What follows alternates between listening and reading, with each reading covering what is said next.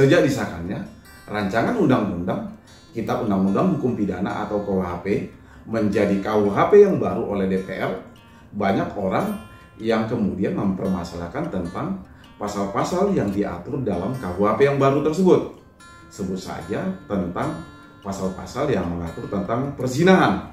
KUHP yang baru itu dianggap terlalu masuk ke dalam ranah privat atau ranah pribadi dan dianggap dapat mengancam wisatawan asing atau turis atau wisatawan mancanegara yang akan berlibur ke Indonesia.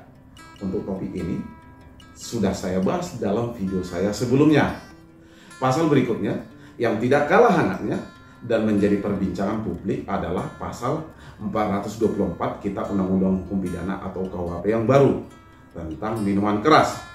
Banyak kalangan yang menganggap aturan tersebut itu dapat membuat waiters atau pelayan atau turis asing yang menuangkan minuman atau minuman keras kepada temannya atau kepada seseorang terancam masuk penjara.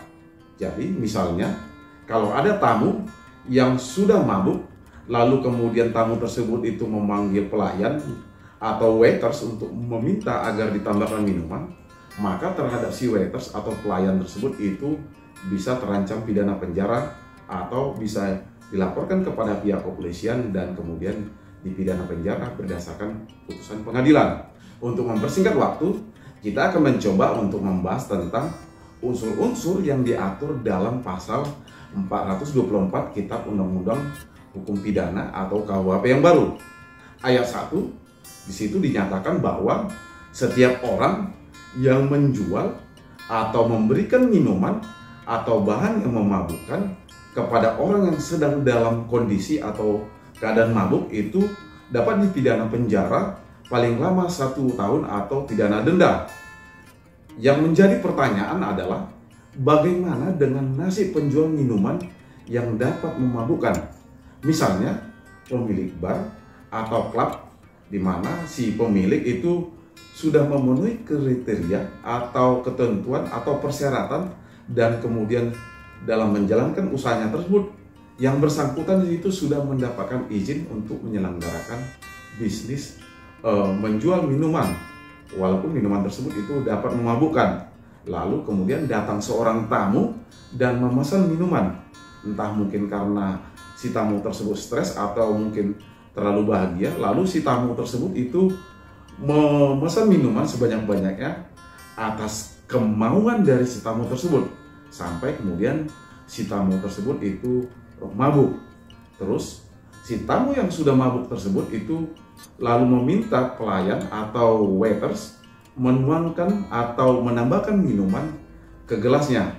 Masa iya si pemilik bar atau si pemilik klub termasuk waitersnya tersebut itu dapat dipidana penjara jika mengacu pada pasal ini? Padahal yang meminta minumannya adalah si tamu dan yang meminta untuk menambahkan minumannya ke dalam gelasnya adalah si tamu. Apakah adil atau fair jika kemudian yang dipidana penjara dengan menggunakan pasal ini hanya si pemilik bar atau klub termasuk waitersnya?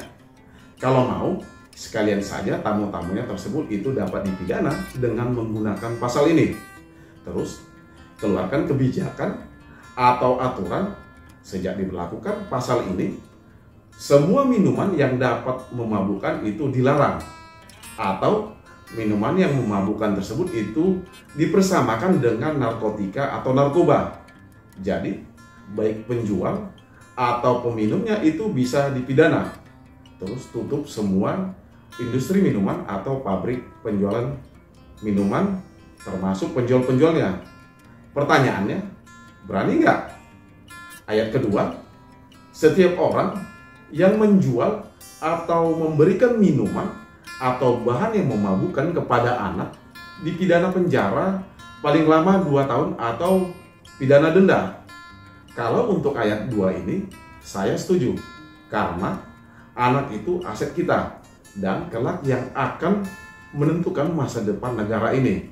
Jadi harus dilindungi, jangan sampai ada tangan-tangan yang tidak bertanggung jawab kemudian merusak masa depan kita atau masa depan anak-anak kita yang kelak akan meneruskan perjuangan bangsa kita. Ayat ketiga, setiap orang yang dengan kekerasan atau ancaman kekerasan memaksa seseorang untuk meminum atau memakai bahan yang memabukkan dipidana penjara paling lama 3 tahun atau pidana denda. Ayat ketiga ini saya juga setuju. Artinya, kalau ada seseorang yang kemudian memaksa orang lain untuk meminum minuman keras dengan kekerasan atau ancaman kekerasan, maka sudah sepatutnya atau sudah sewajarnya kemudian dapat dipidana dengan menggunakan pasal ini. Ayat 4, jika perbuatan sebagaimana dimaksud dalam ayat 1 sampai dengan ayat 3 tadi yang telah saya sampaikan tadi itu dapat mengakibatkan luka berat, maka terhadap si pelaku itu dapat dipidana penjara paling lama 5 tahun atau pidana denda. Lalu mengakibatkan matinya orang dipidana dengan pidana penjara paling lama 7 tahun. Kalau untuk ayat 4 ini masih oke lah. Karena ini akibat dari perbuatan yang dilakukan oleh si pelaku yang dapat merugikan atau menyebabkan luka atau kematian seseorang. Tapi jangan memasukkan ayat 1 seperti pembahasan tadi yang dipidana penjara hanya si pemilik bar atau klub termasuk waitersnya, sementara si tamu yang meminum itu tidak dipidana. Tapi ayat 5 dalam pasal ini menurut saya juga kurang fair atau kurang adil sebagaimana telah saya sampaikan tadi, karena dalam ayat 5 ini dinyatakan bahwa jika pelaku tindak pidana sebagaimana dimaksud dalam ayat 1 sampai dengan ayat 3 melakukan perbuatan tersebut itu dalam menjalankan pekerjaannya, maka dapat dijatuhi pidana tambahan berupa pencabutan hak. Di sini menurut saya tidak ada unsur keadilan apabila hanya terhadap si penjual atau pemilik bar atau pemilik klub minuman termasuk waitersnya yang hanya dipidana, sementara si tamu yang mempunyai keinginan atau kehendak sendiri untuk meminum minuman keras tidak dipidana, kecuali memang seperti yang saya sampaikan tadi, untuk minuman keras atau minuman yang dapat menyebabkan seseorang dalam kondisi atau keadaan mabuk itu dilarang karena dipersamakan dengan narkotika atau narkoba. Maka dengan menggunakan pasal ini itu dianggap fair atau adil karena baik peminum atau penjual atau orang yang memfasilitasi untuk menggunakan atau meminum minuman yang dapat menyebabkan seseorang dalam kondisi mabuk itu dapat dipidana dengan menggunakan pasal ini. Terakhir, yang menjadi pertanyaan, seperti apa sosialisasi dari rancangan undang-undang KUHP yang baru ini sebelumnya? Apakah sudah sesuai dengan ketentuan sebelum disahkannya sebuah undang-undang? Misalnya, apakah sudah dilakukan kajian akademisi atau meminta pendapat dari para akademisi dan ketentuan-ketentuan lainnya?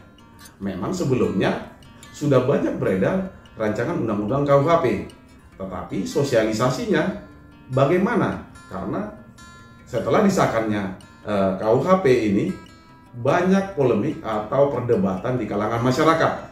Ini menjadi PR kita bersama, terutama para praktisi hukum. Kalau ada pasal-pasal yang bertentangan dengan ketentuan yang diatur dalam Undang-Undang Dasar 45 dan perlu diuji, maka kita perlu melakukan pengujian ke Mahkamah Konstitusi untuk selanjutnya dapat dilakukan judicial review. Demikian dari saya. Semoga hal-hal yang saya sampaikan ini dapat bermanfaat buat teman-teman sekalian. Salam dari saya.